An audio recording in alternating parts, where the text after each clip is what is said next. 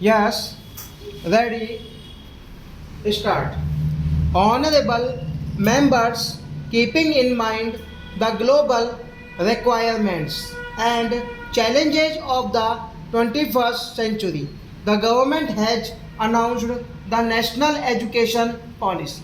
For the first time, students have been given the freedom to opt for the subjects of their choice under the National Education Policy. Students have also been provided the option of changing their subjects or streams in the middle of a course. Under the Pradhan Mantri E-Vidya, my government has developed the Diksha online portal, has one nation, one digital platform for school education, ever sensitive towards safeguarding the interests of the students. My government has also successfully conducted the JEE and NEET examinations in order to prevent the loss of an academic year. My government believes that the journey of the most deprived sections towards social and economic development begins with access to quality education. More than 3 crore 20 lakh such students are benefiting from various scholarship schemes of the government. These include students belonging to the scheduled caste, backward classes, forest dwellers, and tribal community and minority communities. It is the endeavor of the government to ensure that maximum number of eligible and needy students are able to avail the benefit of the scholarships. Along with this, the central government's share in the funding of post-matric scholarship scheme for scheduled caste students is also being enhanced.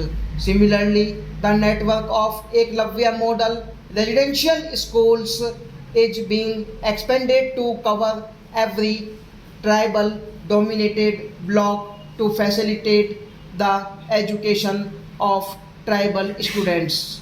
So far, more than 550 such schools have been sanctioned. Along with improvements in education, the emphasis of my government is also on simplifying and streamlining the recruitment process for jobs. The youth have benefited greatly from discontinuation of interviews for recruitment to Group C and Group D posts.